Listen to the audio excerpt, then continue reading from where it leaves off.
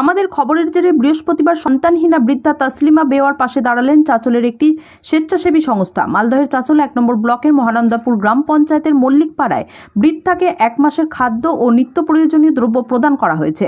এছাড়াও শীতকালের জন্য শীতবস্ত্র দেওয়া হয়েছে, জানিয়েছেন সংস্থার সদস্য মোজাম্মেলন হক ও আনোয়ারুল হক। সোমবার ওই বৃদ্ধার বাসস্থানটি একটি ভয়াবহ অগ্নিকাণ্ডে ভস্মীভূত হয়ে যায়। চরম দুর্দশায় রয়েছে বৃদ্ধা। খোলা আকাশের নিচে ঠাঁই হয়েছে বর্তমানে, তাই ত্রাণ দিয়ে সাহায্য করা হয়েছে। তারা জানান, সংবাদ মাধ্যমের মধ্যে দিয়ে বিষয়টি জানতে পেরেই আমরা এগিয়ে এসেছি। এছাড়াও এলাকার এই রকম অনেক মানবিক কাজ করে চলেছেন ওই স্বেচ্ছাসেবী সংস্থাটি। এমন সামাজিকমূলক কর্তব্যে তাদের কুর্নিশ জানিয়েছেন সকলেই। তবে বৃদ্ধার বাসস্থান নিয়ে চিন্তিত প্রতিবেশীরা স্থানীয় প্রধান বিডিওকে একটি স্মারকলিপি জমা করেছেন সাহায্যের জন্য। আমরা আজকে সকালবেলা খবরটা শুনলাম যে কালকে মল্লিকপাড়া ক্লাবের পাশে একটা অসহায় বৃদ্ধ মহিলা ছিল। ওনার ঘরবাড়ি একদম আগুন লেগে পুড়ে ছারখার হয়ে গেছে। তো সেই জন্য আমরা স্বেচ্ছাসেবী সংস্থা আশার আলো ওয়েলফেয়ার ট্রাস্ট থেকে এখানে এসেছি ওনাকে আর্থিক সহযোগিতা করার জন্য। আমরা চাল, ডাল, একটা শাড়ি, তারপরে আলু আর একটা কম্বল দিয়ে ওকে সাহায্য করলাম। তো এখন কি অবস্থায় আছো?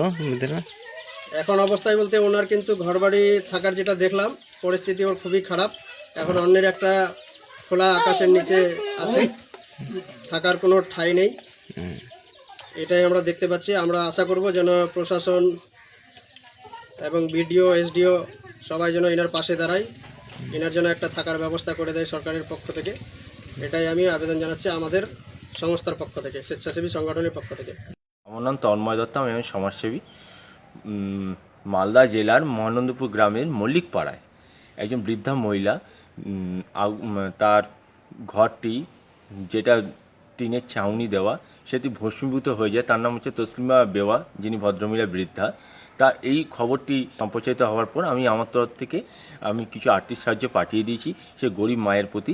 এবং আমি চাইবো এই ছোট্ট আর্থিক সাহায্য, তুচ্ছ আর্থিক সাহায্য কোনোভাবেই তার হয়তো স্বাভাবিক জীবনকে প্রসারিত করতে পারবেন না, কিন্তু কিছুটা হলেও একটা স্বস্তি মিলবে।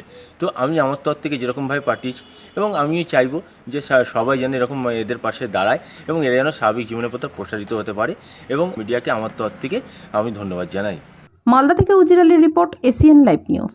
আপনার সন্তানকে আধুনিক শিক্ষায় শিক্ষিত করতে চান, তার সাথে সাথে ইসলামিক আদব কায়দা শেখাতে চান, তাহলে আর দেরি না করে আজই আসুন এএন ইসলামিক মডেল স্কুলে ভর্তি করুন। স্কুলটি সম্পূর্ণ ইসলামিক আবাসিক অনাবাসিক শিক্ষা প্রতিষ্ঠান। এখানে নার্সারি থেকে মাধ্যমিক পর্যন্ত পশ্চিমবঙ্গ প্রাথমিক শিক্ষা সংসদ এবং পশ্চিমবঙ্গ মধ্যশিক্ষা পর্ষদ পাঠ্যক্রম অনুসারে পঠন পাঠন করানো হয়। পুলকারের ব্যবস্থা আছে। পৃথক হোস্টেল ছাত্রছাত্রীদের জন্য ব্যবস্থাও আছে।